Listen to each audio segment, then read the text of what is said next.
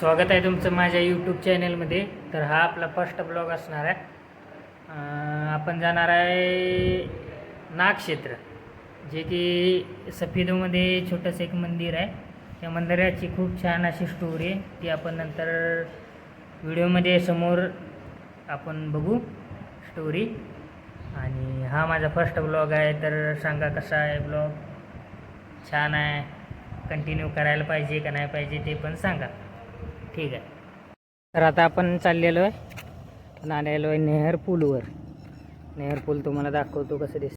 आहे सफेदो नेहर पूल आणि हे आहे सफेदो नेहर, जे की सफेदो शहरमध्ये गावाच्या बरोबरमध्ये हे असलेलं नेहर.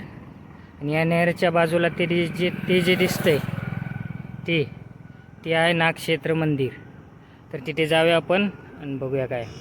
तर मित्रांनो, हे आहे नक्की सफेदो नागक्षेत्र मंदिर, हे बघू शकता.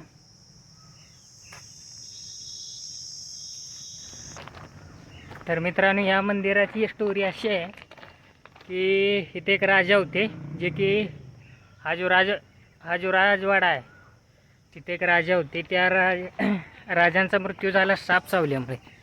आणि मग त्या राजाच्या मुलानं असं प्रण घेतला की जेवढे पण साप आहेत, नाग आहेत, त्यांना मी पूर्णपणे संपवून टाकेन, सगळ्यांना मारून टाकील असा. मग त्यावेळेचे जे मोठे मोठे ऋषी मुनी होते त्या लोकांना इथं बोलवलं गेलं. आणि हे जे पूर्ण ते हवनकुंड बनवलेलं, एवढं मोठं हवनकुंड बनवून एवढी मोठी अग्नी लावण्यात आली. आणि तिथे मंत्रजाप हे केला गेला. त्यावेळेचा मंत्रोच्चार असं एवढे ताकदवर होते की आजूबाजूचे जे नाग होते, साप होते, ते उडून ह्याच्यामध्ये यायला लागले आणि त्यांचं त्यामध्ये जळून ते मरायला लागले. त्यामुळे जे वासुकी नाग होते त्यांनी शंकरांना अशी रिक्वेस्ट केली की हे यज्ञ थांबवा व सगळ्यांना सापांना नागांना वाचवा. मग शंकरांनी आस्तिक ऋषी यांना इथं पाठवलं आणि हे यज्ञ त्या राजकुमाराकडून थांबवण्यात आलं.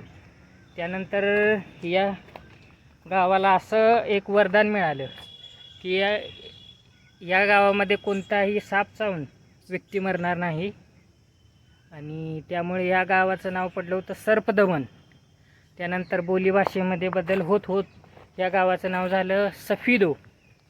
असं इथे या गावाचं नाव आहे सफेदो. आणि हे जे मंदिर आहे ते नागक्षेत्र मंदिर आहे, बघू शकता तुम्ही. पूर्ण पाण्याने भरलेलं असते पावसाळ्यामध्ये. आता पावसाळ्यात चालू आहे, जरा गरमी आहे. तर हे मंदिर आहे, एवढं मोठं हे हवनकुंड आहे. तर बघू शकता तुम्ही, हे खूप छान असं ऐतिहासिक मंदिर आहे. हा जो आहे तो राजवाडा आहे त्या राजाचा. त्यानंतर त्या राजाच्या वंशावळीमध्ये एका राजाला साप चावून राजा मेला. त्यानंतर हे जे मंदिर आहे ते बनवण्यात आलं. हे मंदिर नंतर हवनकुंड बंद केल्यानंतर हे मंदिर बनवलं गेलं. त्याच्या आधी हे हवनकुंड बनलं. ते हवन खूप मोठं केलं गेलं, त्यामध्ये खूप सारे साप मेले. त्यानंतर हे बंद आता हे मंदिर खूप दिवसासाठी बंद होतं, कारण इथे खूप लोक येऊन म्हणजे आत्महत्या करत होते पाण्यामध्ये बुडून वगैरे असं. म्हणून हे मंदिर खूप दिवसासाठी बंद केलं होतं. आता या मंदिराचे त्या बाजूला भिंतीचं वगैरे काम चालू आहे. हे बघा, काम चालू आहे मंदिराचं. त्यामुळे आता हे मंदिर ओपन करण्यात आले, चालू करण्यात आले. आणि त्यासाठी आपण आज आलेलो आहे या मंदिराला. या मंदिरामध्ये बाकी काय सुद्धा नाही, कोणताही देव नाही, फक्त एक नागाची मूर्ती आहे आणि बाकी काय सुद्धा नाही. हे इथं छोटंसं पार्क बनलेलं आहे, ही मंदिराची एंट्री. आणि हे छोटंसं मुलांना खेळायला वगैरे हे पार्क बनलेलं आहे. आणि ह्याच्याच कडेला इथं त्या राजाचा राजवाडा पण आहे, ते पण दाखवतो तुम्हाला. हा जो दिसत आहे तो आहे या राजाचा राजवाडा, जो की जुना आहे खूप. आता हा एक खंडर आहे, याच्यामध्ये कोणसुद्धा जात नाही, बंद केलेलं आहे, त्यामुळे बाहेरनंच बघता येते फक्त.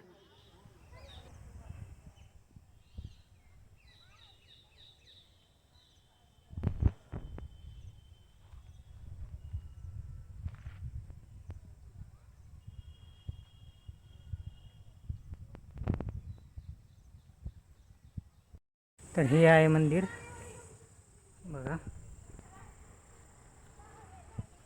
सर्पदमन असं या जागेचं नाव आहे.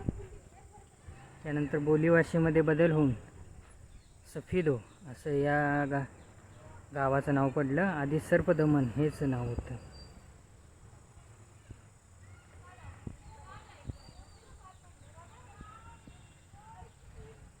तर एवढाच होता हा व्हिडिओ, हा ब्लॉग एवढाच होता.